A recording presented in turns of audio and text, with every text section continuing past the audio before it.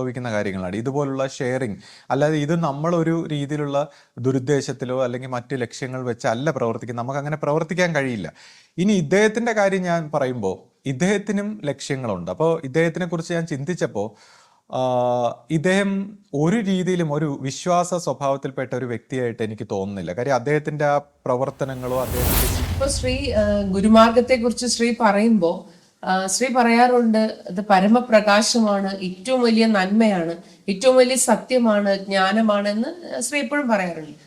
പക്ഷെ അതിപ്പോ സാധാരണക്കാരായ മനുഷ്യരെ സംബന്ധിച്ച് നമുക്കത് സ്വയം അനുഭവിക്കാൻ അത് എന്തുകൊണ്ട് കഴിയുന്നില്ല, അല്ലെങ്കിൽ അതിന്റെ ആ ഒരു പരമമായ സത്യത്തെക്കുറിച്ച് നമുക്ക് സ്വന്തമായിട്ടത് സാക്ഷാത്കരിച്ച് അറിയാൻ കഴിയുന്നില്ലല്ലോ. അങ്ങനെ കഴിഞ്ഞിരിക്കേണ്ട. അപ്പോൾ ഇതിനെക്കുറിച്ച് പറയും ലൈഫ് ഡിവൈൻ, അതായത് ശ്രീ അരബിന്ദോ, പോണ്ടിച്ചേരിയിൽ ഉണ്ടായിരുന്ന ആത്മീയ ആചാര്യനായ ശ്രീ അരബിന്ദോ, അദ്ദേഹത്തിന്റെ ഗുരുവായിട്ടുള്ള ശ്രീകൃഷ്ണൻ, അതായത് സൂക്ഷ്മ സ്വഭാവത്തിൽ ശ്രീകൃഷ്ണനാണ് അദ്ദേഹത്തിന്റെ ആധ്യാത്മിക ഗുരു. അപ്പൊ ആ ശ്രീകൃഷ്ണ ഭഗവാന്റെ നിർദ്ദേശപ്രകാരം ഈ ഭൂമിയിലേക്ക് ആ അതിമാനസ തേജസ്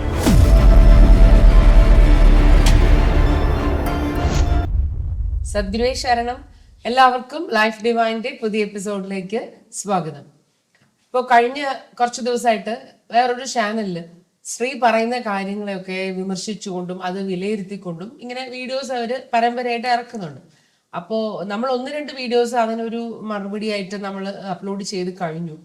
അപ്പോൾ നമ്മളിപ്പം വീണ്ടും അവർ അങ്ങനത്തെ വീഡിയോസ് തുടർന്നുകൊണ്ടിരിക്കുകയാണ്. അപ്പോൾ കുറച്ച് പേര് നമ്മളോട് ഇങ്ങനെ പറഞ്ഞു, നിങ്ങളിപ്പം അവരുടെ ഓരോ ചോദ്യങ്ങൾക്ക് അല്ലെങ്കിൽ ആ ഒരു വീഡിയോസിന് നിങ്ങൾ മറുപടി കൊടുക്കേണ്ട ആവശ്യമുണ്ടോ, നിങ്ങൾ പറയുന്ന നല്ല കാര്യങ്ങൾ നിങ്ങൾ കണ്ടിന്യൂ ചെയ്താൽ പോരെ എന്ന് ഒരു അഭിപ്രായം ഇങ്ങനെ പൊതുവെ ഉയർന്നു വന്നിട്ടുണ്ട്. അപ്പോ എന്താണ് അപ്പോ ശ്രീ, നമ്മളിപ്പോ ഈ വീഡിയോയിൽ നമ്മൾ എന്താണ് നമ്മുടെ വിഷയം? അപ്പോൾ ഒന്നാമതായി ഞാൻ ഇദ്ദേഹത്തിന് മറുപടി പറയുകയല്ല ചെയ്യുന്നത്. ഇപ്പോൾ പണ്ടേ പല വ്യക്തികളും എന്നോട് ഓരോ കാര്യങ്ങളൊക്കെ ചോദിക്കുമ്പോഴും അല്ലെങ്കിൽ പിന്നെ ഇതുപോലുള്ള വീഡിയോസൊക്കെ ചിലപ്പോൾ ആരെങ്കിലുമൊക്കെ അയച്ചു തരും. അപ്പോൾ ഇതിലൊക്കെയുള്ള വിഷയങ്ങൾ പലർക്കും മിസ്അണ്ടർസ്റ്റാൻഡിങ് കൊണ്ടും പല സംശയങ്ങളും ഉണ്ടാകാറുണ്ട്. ഇപ്പോൾ ആധ്യാത്മിക രംഗത്ത് വരുമ്പോൾ ഡീപ്പായിട്ടുള്ള തലങ്ങളെക്കുറിച്ചൊക്കെ സംശയം ഉണ്ടാകാറുണ്ട്. അപ്പോൾ നമ്മളൊരു വിഷയം കിട്ടുമ്പോൾ അതെടുത്ത് വെച്ച് സംസാരിക്കുകയാണ് പതിവ്. അപ്പോൾ പക്ഷേ എന്നാൽ ഇപ്രാവശ്യം ഇദ്ദേഹം ഞാൻ പറഞ്ഞ കാര്യങ്ങളെയൊക്കെ അപഗ്രഥിച്ച് അതിനെക്കുറിച്ചൊക്കെ സംസാരിക്കാൻ തുടങ്ങിയപ്പോൾ അപ്പോഴാണ് സത്യം പറഞ്ഞാൽ ഞാൻ അദ്ദേഹത്തിലേക്ക് കൂടുതൽ ശ്രദ്ധിക്കുന്നത്. അതുവരെ മറ്റത് അദ്ദേഹം എന്തൊക്കെ പറയുന്നു അതിൻ്റെ ഒരു വിശദീകരണങ്ങൾ പറഞ്ഞിരുന്നെന്നല്ലാതെ അദ്ദേഹത്തെക്കുറിച്ചോ മറ്റു കാര്യങ്ങളൊന്നും ശ്രദ്ധിച്ചിരുന്നില്ല. അപ്പോൾ അദ്ദേഹം എന്നെക്കുറിച്ച് എൻ്റെ ഉദ്ദിഷ്ട കാര്യം ഉപകാര സ്മരണ എന്നൊക്കെ പറഞ്ഞ് ഒന്നൊക്കെ പറയാറുണ്ട്. അപ്പം ഞാൻ ചിന്തിച്ച് ഇദ്ദേഹത്തിന് എന്താണ് ഉദ്ദിഷ്ട കാര്യം, എന്തെങ്കിലും കാര്യം ഒരു ലക്ഷ്യവുമില്ലാതെ ഇപ്പോൾ പ്യുവർ ആയിട്ടുള്ള ഒരു ലവ് അല്ലെങ്കിൽ ഈ ഗോഡ് ഈസ് ലവ് എന്നൊക്കെ പറയുന്ന ആ സ്നേഹത്തിൻ്റെ ആ സത്യത്തിൻ്റെ പ്രവർത്തനം സാധാരണഗതിയിൽ ഒരു മെൻ്റൽ തലത്തിൽ വർത്തിക്കുന്ന ഒരു വ്യക്തിയിൽ നിന്നും ഉണ്ടാകാറില്ല. അപ്പോൾ അവിടെ എന്തെങ്കിലും ഒരു ഉദ്ദേശം കാണും. അപ്പം ഞാനിങ്ങനെ പുള്ളിയെ നിരീക്ഷിച്ചു, പുള്ളിയെ ഒരു വാച്ച് ചെയ്തു. അപ്പോൾ എനിക്ക് മനസ്സിലാവുന്നത് ഇദ്ദേഹത്തിന് ഒരു ഉദ്ദിഷ്ട കാര്യങ്ങളുണ്ട്. ഒരു കാര്യമില്ലാതെ ആരും ഇങ്ങനെ പ്രവർത്തിക്കില്ലല്ലോ. അപ്പോൾ ഇനി എൻ്റെ കാര്യം പുള്ളി പറഞ്ഞതുപോലെ പറയുമ്പോൾ നമ്മൾ ഈ ആധ്യാത്മിക രംഗത്തേക്ക് മറ്റു കാര്യങ്ങളെല്ലാം മാറ്റിവെച്ച് ആധ്യാത്മിക രംഗത്തേക്ക് വരുന്നത് ഈ നമ്മുടെ ഒരു ശാന്തി, അതായത് നമ്മുടെ മനസ്സിൻ്റെ ഈ കെട്ടുപാടുകളിൽ നിന്നെല്ലാം ഒന്ന് ഫ്രീ ആയി നമ്മുടെ ഉള്ളിൽ തെളിയുന്ന ഒരു പ്രകാശം, ആ ഒരു ശാന്തി, അപ്പോൾ ആ ഒരു സ്നേഹം, സത്യം എന്നൊക്കെ പറയുന്ന ആ ഒരു തെളിച്ചത്തിന് വേണ്ടിയാണ് നമ്മൾ എല്ലാ പ്രവൃത്തിയും ചെയ്യുന്നത്. അപ്പോൾ ഈ തെളിച്ചം മറയുന്ന ഒരു പ്രവൃത്തിയും നമുക്ക് ചെയ്തുകൂടാ എന്നുള്ളതാണ്. അപ്പോൾ ഈ തെളിച്ചത്തിനെ മറയ്ക്കാതെ കൂടുതൽ കൂടുതൽ ക്ലിയർ ആക്കുന്ന, അതായത് നമ്മുടെ ജീവിതം കൊണ്ട് ഒരാൾ ഒരു പ്രാവശ്യമെങ്കിലും ഈ ഒരു തെളിച്ചത്തിൻ്റെ, ഈ ഒരു പ്രകാശത്തിൻ്റെ, സ്നേഹത്തിൻ്റെ, സായുജ്യത്തിൻ്റെ ഒരു ഒരു അൺകവറിങ് അയാളുടെ ജീവിതത്തിൽ ഉണ്ടായിക്കഴിഞ്ഞാൽ, അയാളുടെ കോൺഷ്യസ്നെസ്സിൽ ഉണ്ടായിക്കഴിഞ്ഞാൽ പിന്നീട് ആ തെളിച്ചത്തിലേക്ക് കൂടുതൽ കൂടുതൽ ക്ലിയർ ആകുന്ന രീതിയിലായിരിക്കും അയാളുടെ ഓരോ പ്രവർത്തനങ്ങളും. കാര്യം മനസ്സിൽ നിന്നുള്ള സകല പ്രവൃത്തികളും അദ്ദേഹം ചെയ്യുമ്പോൾ ഈ തെളിച്ചത്തെ തെളിച്ചെടുക്കുക എന്നുള്ളതാണ് അദ്ദേഹത്തിൻ്റെ ജീവിത ലക്ഷ്യം. അപ്പോൾ നമുക്കിതുപോലുള്ള എന്തെങ്കിലും ഉദ്ദിഷ്ട കാര്യങ്ങളും ബിസിനസ്സും അല്ലെങ്കിൽ ബിസിനസ് പരമായിട്ടുള്ള പ്രവർത്തനങ്ങൾ കൊണ്ട് നമ്മുടെ ആന്തരികത മറയുകയാണ് ചെയ്യുന്നത്. അപ്പോൾ ആ സത്യം മറഞ്ഞു പോവുകയാണ് ചെയ്യുന്നത്. അപ്പോൾ ആ സത്യം മറഞ്ഞു പോവുക എന്ന് പറഞ്ഞാൽ അതിനേക്കാൾ വേദനാജനകമായ, അതിനേക്കാൾ ദുഃഖകരമായ ഒരു കാര്യമില്ല. ഇത് അനുഭവിച്ചിട്ടുള്ളവർക്കേ അത് മനസ്സിലാവും. അപ്പോൾ നമ്മൾ ആ സത്യത്തിന്റെ ഒരു പ്രവൃത്തിയാണ്, അല്ലെങ്കിൽ ആ സത്യത്തിൽ അധിഷ്ഠിതമായിക്കൊണ്ട് നിന്നിട്ടുള്ള ഒരു പ്രവൃത്തിയാണ് നമ്മൾ എപ്പോഴും ചെയ്യുന്നത്. അപ്പം ഞാൻ ഈ സംസാരിക്കുന്ന വിഷയങ്ങളെക്കുറിച്ച്, ഇപ്പം ഗുരുമഹിമയെക്കുറിച്ച് അല്ലെങ്കിൽ ഗുരുമാർഗത്തെക്കുറിച്ചൊക്കെ പറയുന്നത് ഞാൻ ഇന്നും ഇന്നലെയും തുടങ്ങിയല്ലേ. ഇത് 10-20 വർഷമായിട്ട് ഞാൻ ഇതേ കാര്യം, സെയിം കാര്യം എൻ്റെ സുഹൃത്തുക്കളായാലും വീട്ടുകാരായാലും എല്ലാവർക്കും അറിയാവുന്നതാണ്. ഇതേ കാര്യം ഞാൻ പറഞ്ഞുകൊണ്ടിരിക്കുന്നതാണ്. അപ്പോൾ അത് എൻ്റെ ഒരു അനുഭവ വശത്തിലാണ്. ഇപ്പം എനിക്ക് ഗുരു കാണിച്ചു തന്ന, അല്ലെങ്കിൽ ഗുരു അനുഭവപ്പെടുത്തി തന്ന, ഗുരു ദർശന സ്വഭാവത്തിലായാലും പല രീതിയിലുള്ള അനുഭവ സ്വഭാവത്തിൽ മനസ്സിലാക്കിച്ച് തന്ന കാര്യങ്ങളാണ് ഞാൻ വീണ്ടും വീണ്ടും പറഞ്ഞുകൊണ്ടിരിക്കുന്നത്. അല്ലാതെ ഞാൻ കയ്യിൽ നിന്നിട്ട് വെള്ളം ചേർക്കാനോ അല്ലെങ്കിൽ എന്തെങ്കിലും ഉദ്ദിഷ്ട കാര്യത്തിനോ അല്ലെങ്കിൽ ലക്ഷ്യത്തിനോ അല്ലെങ്കിൽ ദുരുദ്ദേശത്തിനോ പ്രവർത്തിക്കുന്ന ഒരു വ്യക്തിയല്ല. അപ്പം ഇത് വർഷങ്ങൾക്ക് മുമ്പ് ശ്രദ്ധിച്ചു കഴിഞ്ഞാൽ ഫേസ്ബുക്കിലൊക്കെ എഴുതുന്ന ഒരു കാലഘട്ടത്തിൽ അന്ന് ചില വ്യക്തികളിൽ നിന്ന് എനിക്കിപ്പോൾ ഈ അധികാര സ്വഭാവത്തിലുള്ളവരുടെ പ്രവർത്തനം ഗുരുവിൻ്റെ നിർദ്ദേശങ്ങൾക്ക് യോജിച്ച രീതിയിലല്ല, കുറച്ച് വ്യതിചലിക്കുന്നു എന്നൊക്കെ പറഞ്ഞുള്ള പല രീതിയിലുള്ള പരാതികളൊക്കെ ഉണ്ടായ ഒരു സാഹചര്യത്തിൽ അന്ന് ഞാൻ ഇതേപോലെ സംസാരിക്കുകയുണ്ടായിട്ടുണ്ട്. അപ്പം അന്ന് സംസാരിക്കുമ്പോൾ പലരും തെറ്റിദ്ധരിച്ചു. അപ്പം നമ്മൾ അന്ന് ഈ നെഗറ്റീവായിട്ട് സംസാരിക്കുന്ന, ഈ തെറ്റിപ്പോയ അല്ലെങ്കിൽ മനസ്സ് തെറ്റിപ്പോയ വ്യക്തികളുടെ അവർക്കിത് പറഞ്ഞു കൊടുക്കാനും, എന്നാൽ കുറച്ച് ഇപ്പുറത്തെ വശത്തുള്ളവരെ വിമർശിച്ചുകൊണ്ട് എല്ലാം ശരിയാക്കി എടുക്കുക എന്നുള്ള ഒരു നല്ല ഉദ്ദേശത്തിലാണ് അന്നും നമ്മൾ സംസാരിച്ചിട്ടുള്ളത്. അന്നും ഞാൻ സംസാരിച്ചിട്ടുള്ള കാര്യങ്ങൾ ശ്രദ്ധിച്ചിട്ടുള്ളവർക്ക് അത് 10 വർഷത്തിലേറെ ആയിട്ടുണ്ടാവും. എല്ലാവർക്കും മനസ്സിലാവുന്നതാണ്. നമ്മളിത് ഇന്നും ഇന്നലെയും തുടങ്ങിയല്ല, സെയിം കാര്യങ്ങൾ നമ്മൾ പറഞ്ഞുകൊണ്ടിരിക്കുന്നു. അപ്പോൾ ഇതുപോലുള്ള കാര്യങ്ങൾ നമ്മുടെ ഒരു ആധ്യാത്മിക രംഗത്ത് പ്രവർത്തിക്കുന്നവരുടെ ഒരു ആന്തരികമായ അനുഭവത്തിലൂടെ അല്ലെങ്കിൽ അനുഭവത്തിലൂടെ കടന്നു പോകുന്നതിനനുസരിച്ച് നാച്ചുറലായിട്ട് സംഭവിക്കുന്ന കാര്യങ്ങളാണ് ഇതുപോലുള്ള ഷെയറിങ്. അല്ലാതെ ഇത് നമ്മളൊരു രീതിയിലുള്ള ദുരുദ്ദേശത്തിലോ അല്ലെങ്കിൽ മറ്റ് ലക്ഷ്യങ്ങൾ വെച്ചല്ല പ്രവർത്തിക്കുന്നത്. നമുക്കങ്ങനെ പ്രവർത്തിക്കാൻ കഴിയില്ല. ഇനി ഇദ്ദേഹത്തിൻ്റെ കാര്യം ഞാൻ പറയുമ്പോൾ ഇദ്ദേഹത്തിനും ലക്ഷ്യങ്ങളുണ്ട്. അപ്പോൾ ഇദ്ദേഹത്തിനെ കുറിച്ച് ഞാൻ ചിന്തിച്ചപ്പോൾ ഇദ്ദേഹം ഒരു രീതിയിലും ഒരു വിശ്വാസ സ്വഭാവത്തിൽപ്പെട്ട ഒരു വ്യക്തിയായിട്ട് എനിക്ക് തോന്നുന്നില്ല. കാര്യം അദ്ദേഹത്തിൻ്റെ ആ പ്രവർത്തനങ്ങളോ അദ്ദേഹത്തിൻ്റെ രീതികൾ, ഇപ്പോൾ ഒരു ഒളി ക്യാമറ ദൃശ്യങ്ങളുമായിട്ട് അദ്ദേഹം ഇറങ്ങിയുണ്ടായി. അപ്പോൾ അത് ശ്രദ്ധിച്ചു കഴിഞ്ഞാൽ അതൊരു വിശ്വാസ സ്വഭാവത്തിൽപ്പെട്ട ഒരു മനസ്സിൽ നിന്ന് അങ്ങനെ വരില്ല. എന്ത് കാര്യത്തിനോ എന്ത് ലക്ഷ്യത്തിനോ ആവട്ടെ, ഈ ഒളി ക്യാമറ പോലുള്ള രഹസ്യ സ്വഭാവത്തിലുള്ള ഒരു പ്രവൃത്തി ഒരു വിശ്വാസിയെ പോലുള്ള ഒരു വ്യക്തിക്ക് ചെയ്യാൻ പറ്റില്ല. പിന്നീട് അദ്ദേഹത്തിൻ്റെ അതിലുള്ള സംഭാഷണങ്ങളും അദ്ദേഹത്തിൻ്റെ ആ ശൈലിയും സിനിമാറ്റിക് ആയിട്ടുള്ള പ്രകടനങ്ങളും എല്ലാം വാച്ച് ചെയ്യുമ്പോൾ അതൊന്നും ഒരു വിശ്വാസ സ്വഭാവത്തിലുള്ള വ്യക്തികൾ, നമ്മൾ എത്രയോ കാലങ്ങളായിട്ട് നമ്മുടെ പരമ്പരയിലുള്ള വ്യക്തികളുടെ പെരുമാറ്റങ്ങളൊക്കെ, അപ്പോൾ ആ ഒരു ശൈലിയോ പ്രകൃതങ്ങളോ അല്ല. അപ്പം ഞാൻ ചിന്തിച്ചു ഇദ്ദേഹത്തിന് എന്താണ് ഇദ്ദേഹത്തിൻ്റെ വിശ്വാസത്തിൻ്റെ അടിത്തറ.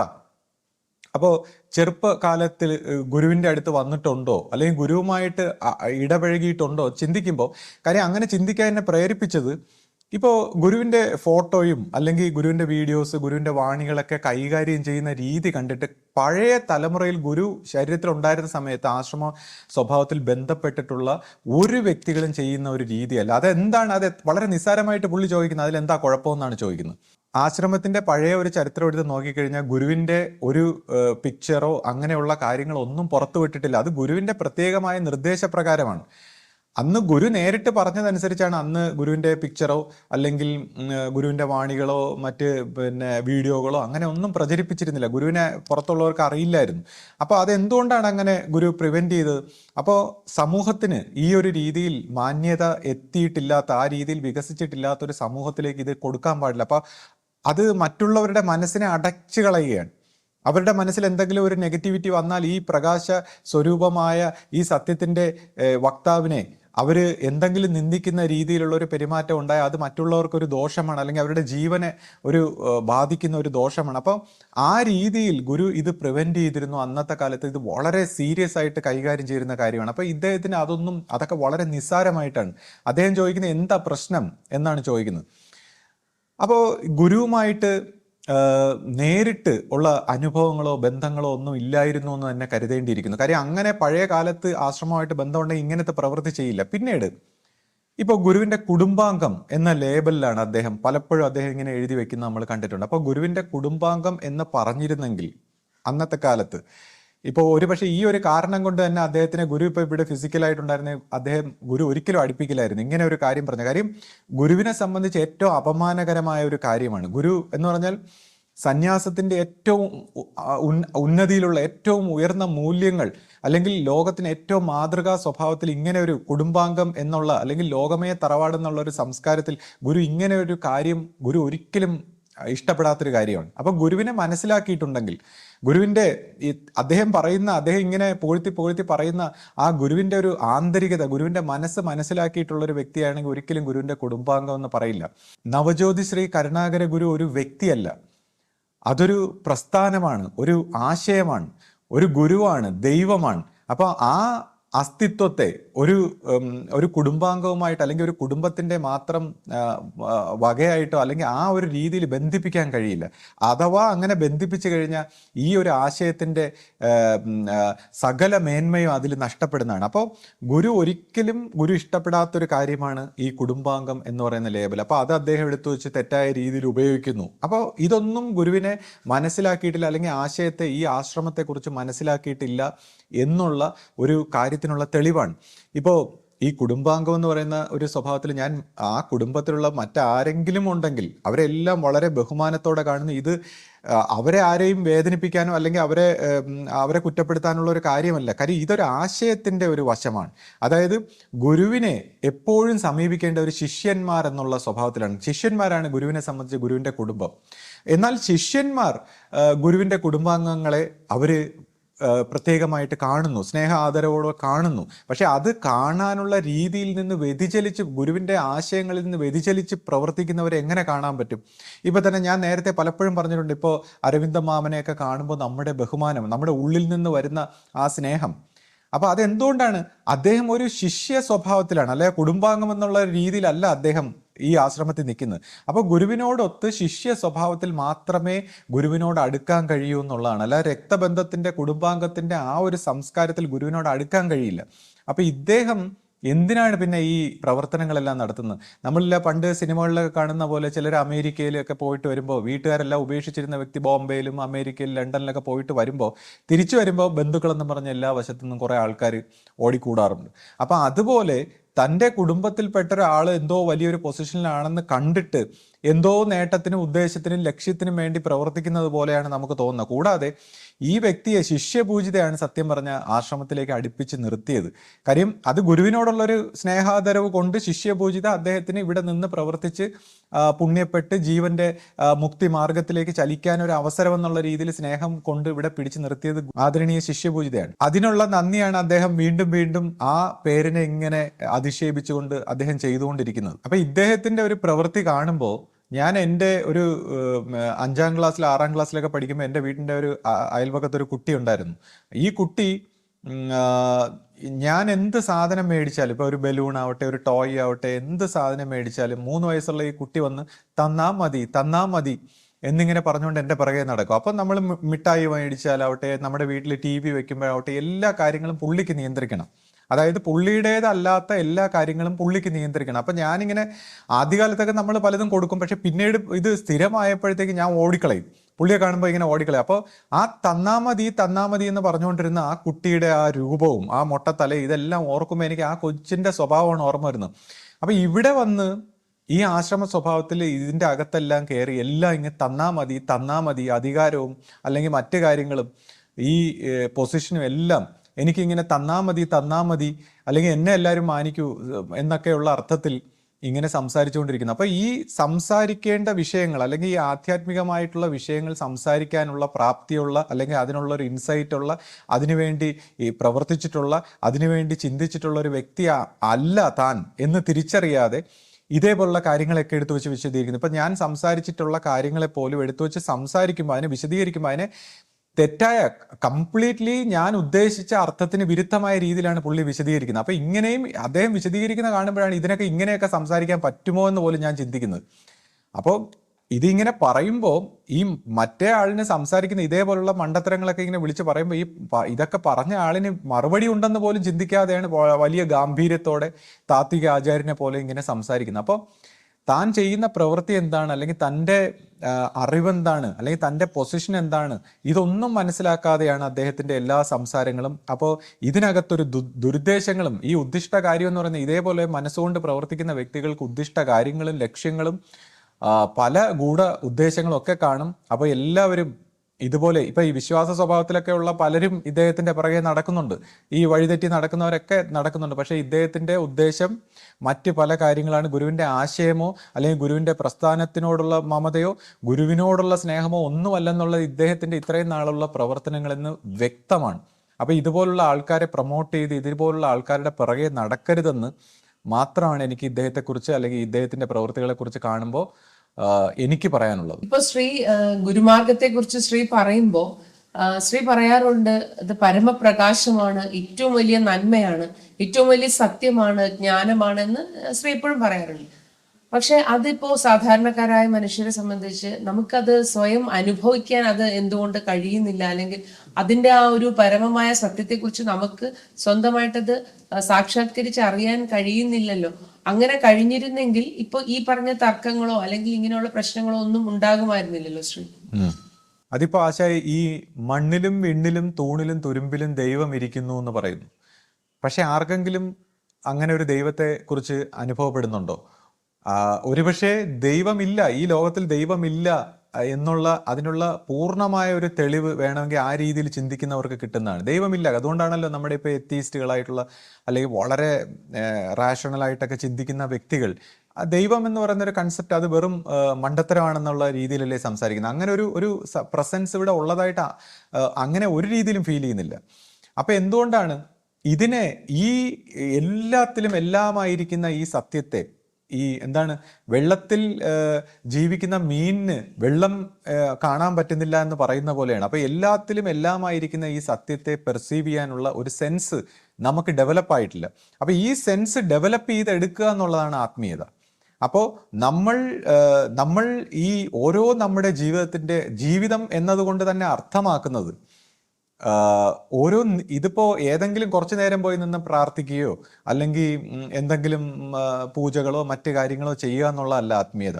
ഓരോ നിമിഷവും ഈ ദൈവികമായിട്ടുള്ള ഈ അനുഭവത്തെ സാക്ഷാത്കരിച്ചുകൊണ്ട് അല്ലെങ്കിൽ അത് ഓരോ ശ്വാസോച്ഛ്വാസത്തിലും ആ സ്നേഹത്തെ അല്ലെങ്കിൽ ദൈവികമായ ആ പരിമളത്തെ ആസ്വദിച്ച് അറിഞ്ഞ് അനുഭവിച്ച് ജീവിച്ച് പൂർത്തിയാക്കുക എന്നുള്ളതാണ് ആത്മീയതയുടെ ഒരു തത്വം. അപ്പോൾ അതിലേക്ക് പരിണമിക്കാൻ, ആ ഒരു സെൻസിലേക്ക് പരിണമിക്കാനാണ് നമ്മുടെ ജീവിതങ്ങളെ നമ്മൾ പരിണമിപ്പിക്കേണ്ടത്. അപ്പോൾ ഇതിനെക്കുറിച്ച് പറയും ലൈഫ് ഡിവൈൻ. അതായത് ശ്രീ അരബിന്ദോ, പോണ്ടിച്ചേരിയിൽ ഉണ്ടായിരുന്ന ആത്മീയ ആചാര്യനായ ശ്രീ അരബിന്ദോ, അദ്ദേഹത്തിന്റെ ഗുരുവായിട്ടുള്ള ശ്രീകൃഷ്ണൻ, അതായത് സൂക്ഷ്മ സ്വഭാവത്തിൽ ശ്രീകൃഷ്ണനാണ് അദ്ദേഹത്തിന്റെ ആധ്യാത്മിക ഗുരു.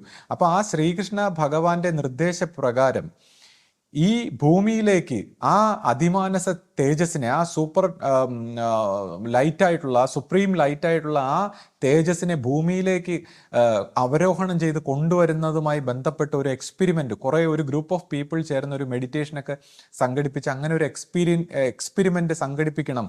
അതിനുശേഷം ഭൂമിയിൽ ഒരു പൈശാചിക സങ്കല്പത്തിൽ പരിണമിച്ചു പോയ ഈ ഭൂമിയിലെ ഈ സൃഷ്ടിക്രമത്തെ മാറ്റി, ഈ ലൈഫിനെ മാറ്റി ദൈവത്തിന്റെ ക്രമത്തിലുള്ള ഒരു ലൈഫിനെ പുനഃസ്ഥാപനം ചെയ്യണം എന്നുള്ള അർത്ഥത്തിൽ ശ്രീ അരബിന്ദോ ഒരു എക്സ്പെരിമെന്റ് നടത്തുകയുണ്ടായി.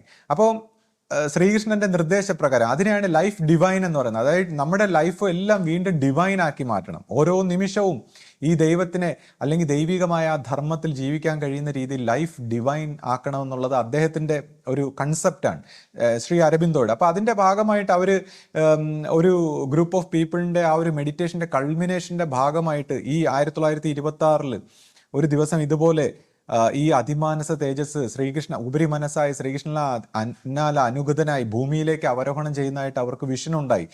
അപ്പോൾ അതിൻ്റെ കാര്യങ്ങൾ അവർക്ക് പൂർണ്ണമായിട്ടും വെളിപ്പെട്ട് കിട്ടിയില്ലെങ്കിലും നമ്മളെ സംബന്ധിച്ച് ഇങ്ങനെയുള്ള ഗുരുവിൻ്റെ ജന്മവുമായി ബന്ധപ്പെട്ട ഒരു കാര്യമാണിതെന്ന് നമുക്ക് വ്യക്തമായി മനസ്സിലായിട്ടുള്ളതാണ്.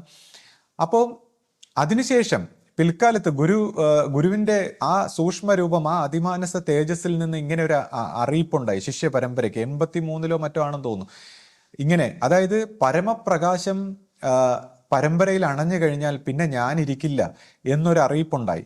അതായത് ഈ പരമമായ ആ സത്യം, ആ പ്രകാശം ഈ പരമ്പരയിലേക്ക് വന്നു കഴിഞ്ഞാൽ പിന്നെ ആ ഗുരു പരമ്പരയായിട്ട് ഇത് തുടർന്നു പോയി ഈ ആ ലൈഫ് ഡിവൈൻ എന്ന് പറയുന്ന ആ ദൈവികമായ ഒരു ധർമ്മത്തിലേക്ക് മനുഷ്യരാശി പുനഃസ്ഥാപിച്ച് ആ കണക്ഷൻ വീണ്ടെടുക്കുമെന്നുള്ളൊരു അർത്ഥത്തിലാണത്.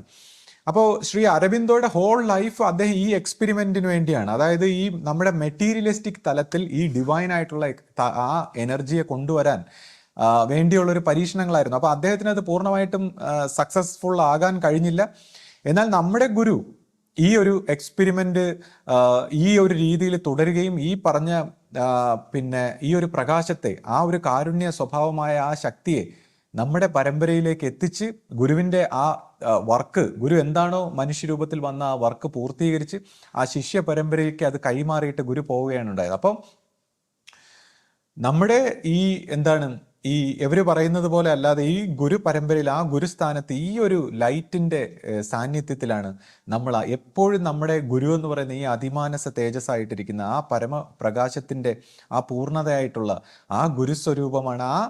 ആ പ്രകാശധാര ഓരോ എന്താണ് സ്വയം താൻ അല്ലാതായി മാറിക്കൊടുത്ത ഒരു ശിഷ്യൻ സ്വയം തൻ്റെ എല്ലാ വ്യക്തിത്വങ്ങളെയും ആഗ്രഹങ്ങളെയും എല്ലാത്തിനെയും മാറ്റിക്കൊടുത്തിട്ട് ആത്മസമർപ്പണം ചെയ്യുമ്പോൾ ആ ശിഷ്യനിലൂടെ ഈ ഗുരുവിന് പ്രവർത്തിക്കാൻ പറ്റുന്ന രീതിയിൽ അങ്ങനെയാണ് എക്കാലവും അങ്ങനെ ഒരു ശിഷ്യനും അങ്ങനെ ഒരു ഗുരു പാരമ്പര്യവും ഈ പരമ്പരയിൽ ഉണ്ടാകും എന്നുള്ളൊരു അറിയിപ്പിൻ പ്രകാരം അത് നടന്നു പോവുകയാണ്. അപ്പോൾ അതിൻ്റെ കാര്യങ്ങളാണ് നമ്മൾ, അതിൻ്റെ ഒരു ജീവിത ധർമ്മത്തിലാണ് നമ്മൾ എല്ലാവരും ജീവിച്ചു പോകുന്നത്.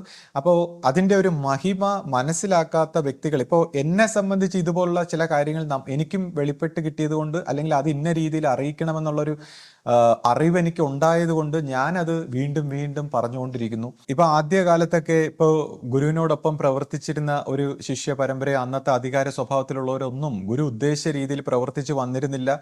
അത് ഗുരുവിന് ഒരുപാട് വിഷമമുണ്ടാക്കിയ സാഹചര്യങ്ങൾ ഉണ്ടായിട്ടുണ്ട്.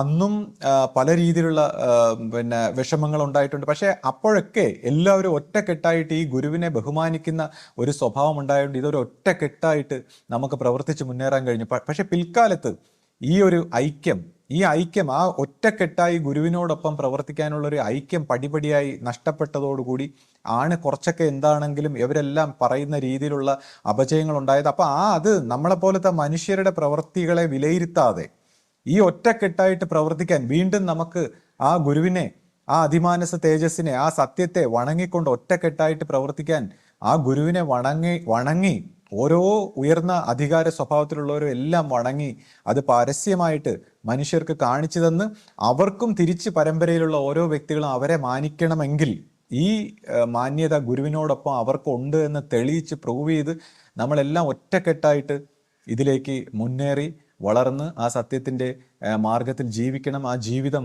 അതിൻ്റെ പൂർണ്ണമായ അർത്ഥത്തിൽ സാക്ഷാത്കരിക്കണം എന്ന് ആഗ്രഹിക്കുന്നു. സദ്ഗുരുവേ ശരണം. സദ്ഗുരുവേ ശരണം.